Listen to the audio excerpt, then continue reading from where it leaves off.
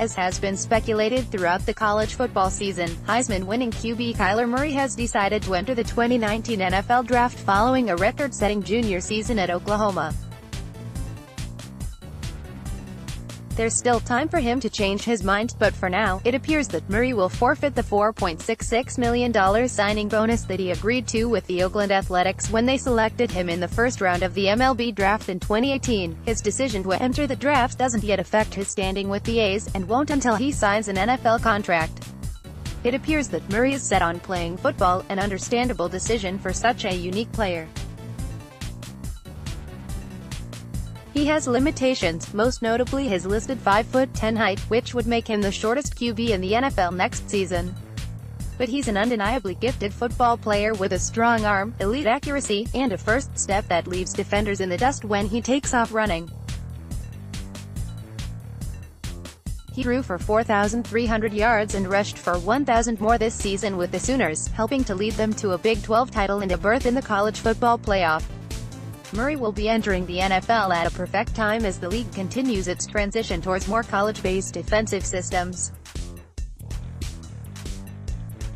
More and more NFL teams have shifted toward the spread, an offense that Murray ran to perfection at Oklahoma in 2018. His coach, Lincoln Riley, is well respected in NFL circles and has received numerous overtures from NFL teams the last couple of off-seasons. Currently, NFL draft prognosticators view Murray as a first-round pick. If he's selected in the first round, he will stand to make more money in a signing bonus than the A's gave him last season's No.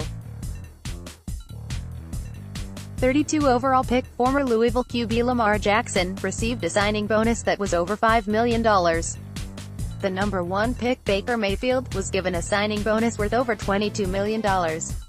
Murray isn't likely to challenge for the No. 1 overall pick, regardless of what former Texas Tech and current Arizona Cardinals coach Cliff Kingsbury said in an interview last season as the Red Raiders head coach. He's also unlikely to overtake Ohio State QB Dwayne Haskins as the number 1 signal caller in this class. Haskins has the prototypical NFL size and arm that will leave him atop draft boards.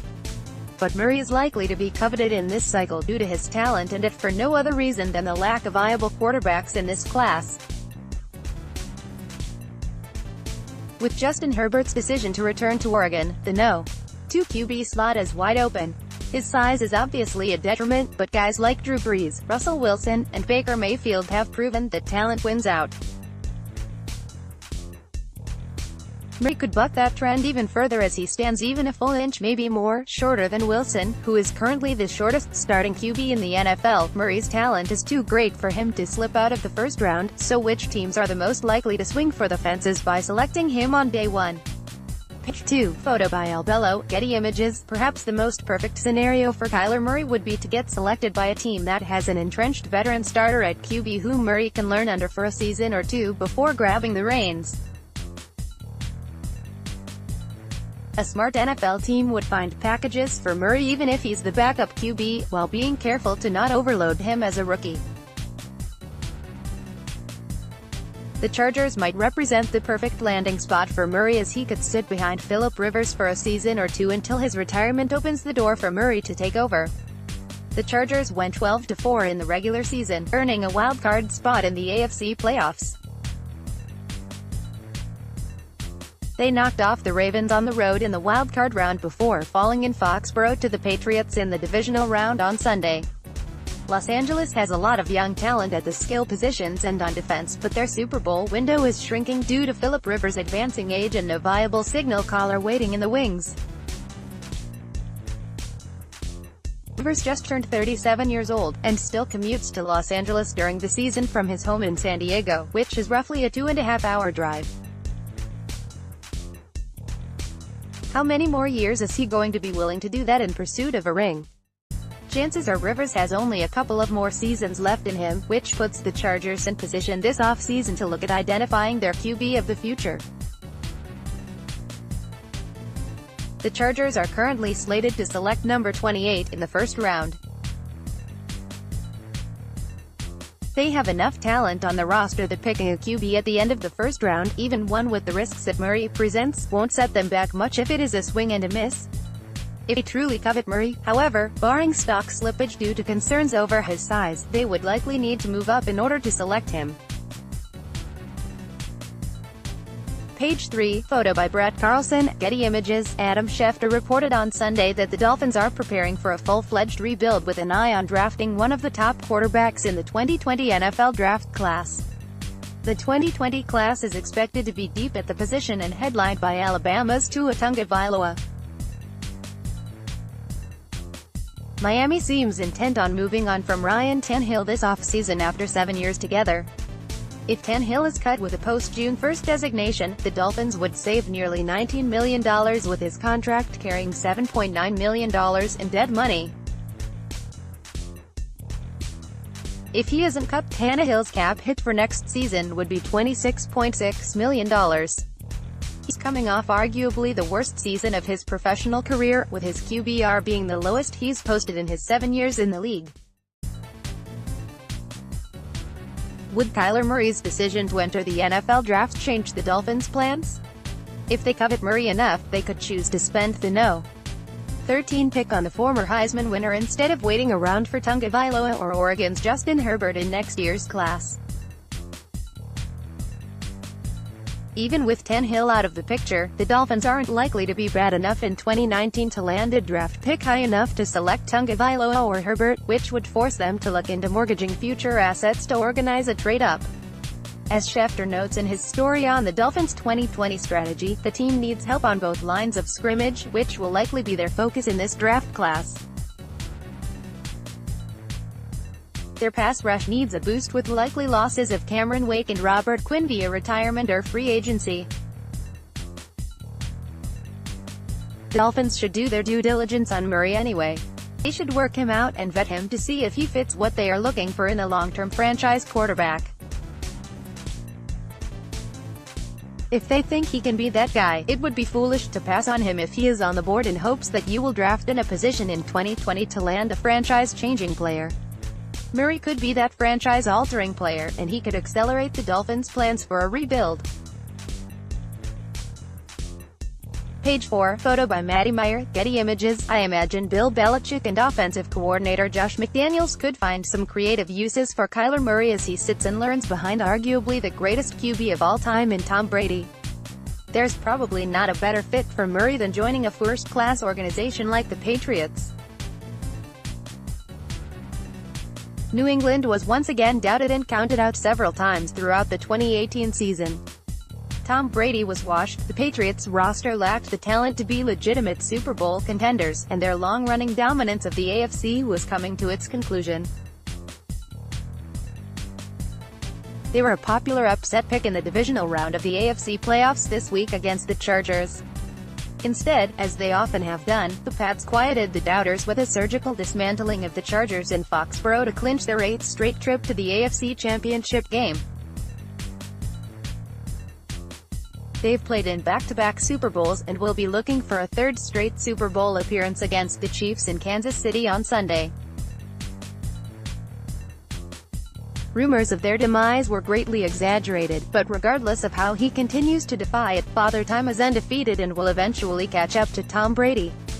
Brady turns 42 in August, and while he still plans to play for a few more seasons, it would be wise of New England to begin their preparations for the future.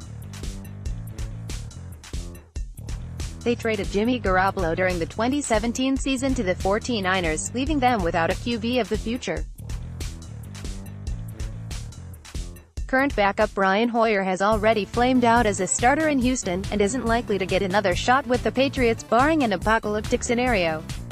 Drafting Kyler Murray would help the Patriots in two ways. First, they're in desperate need of some more offensive weapons. The idea of Murray changing positions has yet to be broached, and shouldn't be because he's an excellent quarterback, but he could undoubtedly carve out a role in some packages designed to take advantage of his skills while he waits for his turn in the spotlight. Secondly, Murray could be the heir apparent to Brady, providing the Patriots with a plan once he retires. New England has some pressing needs, namely boosting their pedestrian pass rush, that could ultimately take them out of the Murray sweepstakes. They're also going to select no higher than number 29 overall, which could ultimately be far too low to nab Murray to begin with. If Belichick does covet Murray, this could present the rare occasion where he decides to make a move up the draft boards in order to select him. With several areas of need in this class, however, would New England sacrifice other draft capital in order to select a player who won't make a big impact for at least a couple of years? Page 5, photo by Jeff Gross, Getty Images. I put these teams together because their fates this offseason seem intertwined. The Giants currently sit with the No. 6 pick in the draft, with the Jaguars lurking just behind them at No. 7. They're the two most QB-needy teams in the top 10, and I would expect them to get into a bidding war over Ohio State's Dwayne Haskins between now and April. If the Giants and Jaguars covet Haskins the way I think they will, then I expect one, or both, to explore trades in order to move up and usurp the other. New York sits ahead of Jacksonville at the moment, but they can't stand idly and watch the Jaguars make a move ahead of them to select Haskins. They already passed on a QB in last year's class to select Saquon Barkley, and can ill afford to miss out again even if they plan on keeping Eli Manning around for another year. The Jaguars could potentially be a QB away from competing in the AFC again. Just a year ago, Jacksonville was a stone's throw away from a Super Bowl berth. They fell back to 5-11 this season in large part due to incompetent QB play from Blake Bortles. Much like the Dolphins with Tannehill, Jacksonville seems set on moving on from their former first-round pick this offseason. Plan A for both teams is likely to be Haskins, but Kyler Murray presents an intriguing Plan B if one of the teams doesn't want to leverage future assets in a potential trade-up scenario. For the Giants, the opportunity to pair Murray with Barkley would make for an explosive combo in the backfield, and Murray has the arm strength to uncork deep balls down the field to Odell Beckham Jr. They would instantly form one of the NFL's most explosive trios. For the Jaguars, shoring up their offensive line this offseason should lead to a resurgence from Leonard Fournette in 2019. Pairing Murray with Fournette could give Jacksonville a deadly read option combination to utilize for the foreseeable future. Both spots would also likely give Murray the opportunity to sit and learn for a year. I imagine that the Giants will be keeping Manning around regardless of whether or not they draft a quarterback for at least one more season. The Jaguars will likely move on from Bortles, but even if they draft a QB with their first-round selection, they will be players on the veteran QB market, hoping to find a veteran such as Joe Flacco who could bridge the gap for a year or two until their young QB is ready. What the Giants and Jaguars choose to do will be one of the most fun subplots of the first round of the draft. Page 6, photo by Joe Robbins, Getty Images. Washington is the team that makes the most sense to take a first-round risk on Kyler Murray. Murray is the type of home run shot that a team like the Redskins with limited options should take a swing at. The Skins unexpectedly find themselves in the market for a QB this off-season thanks to Alex Smith's career-threatening leg injury he suffered against the Texans in November. Smith's football future is in serious doubt with a lengthy rehab facing the soon-to-be 35-year-old. Chances are slim that Smith is able to play at all in 2019. Washington invested a significant amount of money into Smith last offseason after acquiring him from Kansas City. Before his injury, the Redskins led the NFC with a 6-3 record.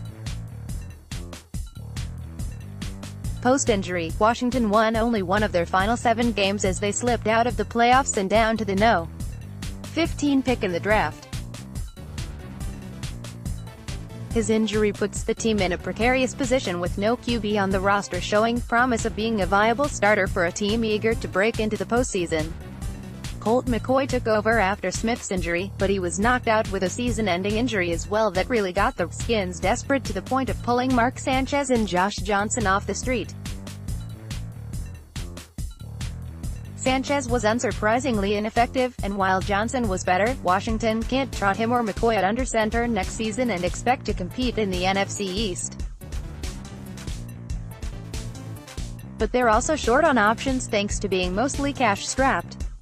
They are slated to have roughly $20 million in cap space this offseason, and already have a big chunk of change tied up in the QB position thanks to the contract they signed Smith to post-trade.